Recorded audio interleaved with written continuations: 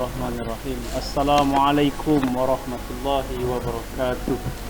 Alhamdulillah wassalatu wassalamu ala Rasulillah wa ala alihi wa sahbihi wa mawala la haula wa la quwwata illa billah. Alhamdulillah, pada kesempatan kali ini kita masih diberikan kesehatan oleh Allah Subhanahu wa taala. Puji syukur kehadirat Allah Subhanahu wa taala, yang mana pada kesempatan kali ini saya, yaitu Arafik Sarjana Pendidikan Islam CGP Angkatan 11, ingin mempresentasikan pengambilan keputusan berbasis nilai kebajikan kepada pemimpin. Pengambilan keputusan berbasis nilai-nilai kebajikan pemimpin. Itu sebelumnya saya perkenalkan terlebih dahulu pembimbing saya dan pembimbing rekan saya, yaitu pembimbing pengajar praktik Bu Nyayu Parida SPD dan pembimbing pengajar praktik rekan saya yaitu Bapak Rejaki MPD. Dan terima kasih kepada Bu Nyayu Parida SPD, dan tentu juga bersama saya yaitu fasilitator Bapak Sujoko SPD, yang mana kesempatan kali ini kami dari calon guru penggerak angkatan 11 Kabupaten Musi Banyuasin, Provinsi Sumatera Selatan, yaitu saya sendiri Arafik SPDI dari SMA Negeri 1 Sekayu. Sedangkan rekan saya yaitu Ibu Sunarni SPD dari SD Negeri 2 Cipta Praja dan Ibu Yanti SPD dari SMP Negeri 1 Babat Toman.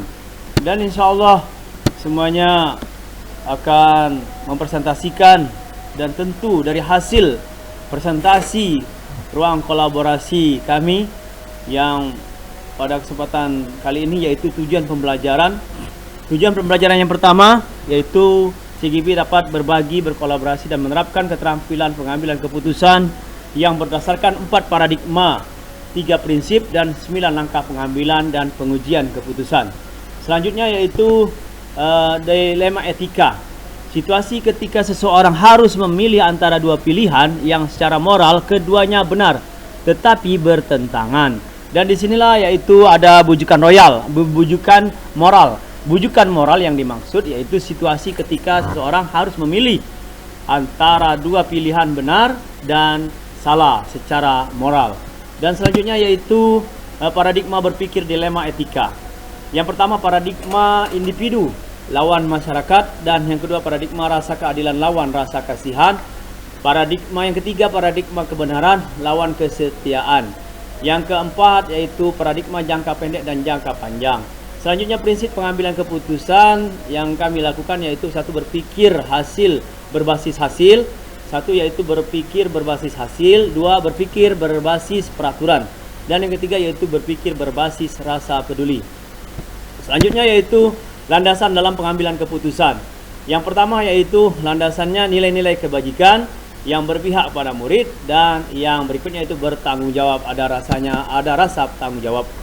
Sedangkan dari kelompok kami kasus yang disepakati adalah yang mana seorang siswa kelas 2 SD di SD Negeri X jarang masuk sekolah tanpa keterangan melebihi batas maksimal yang ditetapkan sekolah, sehingga banyak sekali tugas-tugasnya yang belum dikerjakan. Selain itu ia belum mengikuti ujian semester.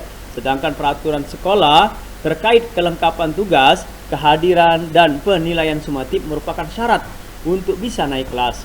Wali kelasnya merasa kasihan untuk siswa tersebut, namun harus tinggal di kelas, sehingga menanyakan kondisi anak tersebut ke orang tuanya. Wali kelasnya juga memperoleh keterangan bahwa ada masalah keluarga yang berakibat ibunya tinggal di desa lain. Wali kelas sudah berkomunikasi dan membujuk anak tersebut agar tetap sekolah. Orang tuanya tetap berharap agar anaknya tetap naik kelas saat pembagian rapot nanti. Sehingga wali kelas berkonsultasi dengan kepala sekolah untuk membuat keputusan. Selanjutnya yaitu ruang kolaborasi kita kali ini pada kesempatan berikutnya yaitu paradigma dilema etika. Paradigma dilema etika, rasa keadilan lawan rasa kasihan. Karena sebagai guru kita memberi yaitu keadilan terhadap permasalahan yang dihadapi oleh peserta didik berdasarkan aturan yang ditegakkan, namun terbentur dengan rasa kasihan kepada kondisi murid. Dan selanjutnya prinsip menyelesaikan dilematika. Berpikir berbasis rasa peduli, dan berpikir rasa peduli di sinilah bahwa berpikir rasa peduli karena kepedulian guru terhadap kondisi murid dengan memberikan kesempatan kepada murid untuk mengumpulkan tugas dan ikut ujian susulan supaya siswa tersebut bisa dipertimbangkan naik kelas. Dan selanjutnya yaitu 9 langkah pengambilan dan pengujian keputusan. Dan disinilah bahwa satu, mengenali nilai-nilai yang bertentangan atau empati, rasa keadilan. Dan selanjutnya yaitu bagaimana upayanya, yaitu menentukan. Yang kedua yaitu menentukan siapa yang terlibat, pihak yang mengalami dilema, yaitu pihak yang terlibat kepala sekolah, wali kelas, guru lain, dan orang tua murid. Dan disinilah bahwa ada hal yang perlu dijelaskan, yaitu yang ketiga yaitu dikumpulkan fakta-fakta yang relevan dengan situasi ini. Yang pertama yaitu si murid seringkali alfa melebihi batas maksimal yang ditetapkan sekolah. Terdapat permasalahan keluarga sehingga ibunya tinggal di desa lain. Yang ketiga yaitu tugas anak. Tugas anak tersebut terbengkalai dan anak tersebut belum mengikuti ujian semester. Yang keempatnya yaitu wali kelas sudah menghubungi orang tuanya. Wali kelas sudah berusaha untuk menghubungi orang tuanya, namun tentu dan disinilah bahwa orang tua berharap agar anaknya naik kelas dan akan dipindahkan ke sekolah dekat ibunya setelah mendapat raport. Dan selanjutnya yaitu ketika sudah kumpulkan fakta-fakta atau dikumpulkan data-data, dan disinilah bahwa yang berikutnya akan ada yang keempat yaitu pengujian kebenaran atau salah. Yang di sini ada pengujian benar atau salah, yaitu yang pertama uji legal. Tidak ada pelanggaran hukum. Uji regulasi, ada pelanggaran aturan sekolah karena alfa melebihi batas yang ditetapkan. Uji intuasi, tidak ada keputusan yang salah. Uji publikasi, yaitu jika keputusan untuk dinaikkan atau tidak anak tersebut diketahui khalayak ramai, maka tidak akan mencoreng nama baik sekolah. Dan selanjutnya yaitu uji panutan atau mementingkan rasa peduli terhadap kondisi psikologi anak. Dan selanjutnya yang kelima, pengujian paradigma benar lawan benar, rasa keadilan lawan rasa kasihan. Keputusan yang diambil adalah berdasarkan nilai kebajikan, keadilan dalam menegakkan aturan sekolah. Keputusan diambil berdasarkan nilai kebajikan, kepedulian guru terhadap kondisi siswa yang mengalami masalah keluarga. Dan selanjutnya yang keenam, melakukan prinsip resolusi, berpikir berbasis rasa peduli agar anak dapat melanjutkan sekolahnya dan memenuhi wajib belajar 9 tahun dapat tercapai. Yang ketujuh yaitu investigasi opsi trilema.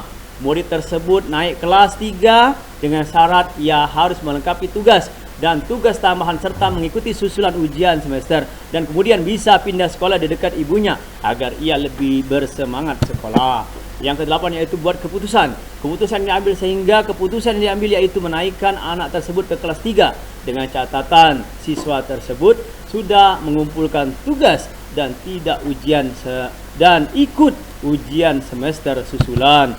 Inilah yang kesembilan, yaitu kita lihat lagi keputusan dan refleksikan, yaitu keputusan yang diambil lebih mengutamakan rasa kepedulian guru terhadap kondisi murid tersebut sudah tepat mengingat anak tersebut masih kelas 2 SD serta anak tersebut sudah bisa membaca, dan pertimbangan lainnya anak tersebut bisa hitungan sederhana. Selain itu mempertimbangkan beban mental anak tersebut akibat masalah keluarga. Dan selanjutnya itu hal yang menarik, rasa kepedulian guru lebih diutamakan karena menyangkut masa depan anak. Hal yang tak terduga yaitu akan terjadi kasus yang serupa jika tidak ditangani dengan baik. Dan selanjutnya yaitu bagaimana tahapan pengambilan dan pengujian terhadap situasi kasus pilihan, apakah telah tepat atau belum, mengapa, atau masihkah ada pertanyaan-pertanyaan lanjutan dalam benak apakah pilihan pengambilan keputusan ini telah tepat. Keputusan yang diambil sudah tepat karena sudah sesuai dengan 9 langkah pengambilan dan pengujian keputusan. Tidak ada pertanyaan kelanjutan karena keputusan yang diambil sudah tepat. Dan selanjutnya itu ada tugas yaitu checklist, tugas kolaborasi. Semuanya sudah terpenuhi dan ada. Dan selanjutnya yaitu dalam hal yaitu tanggapan masukan dari kelompok lain, yaitu dari presentasi ruang kolaborasi kami yang kami lakukan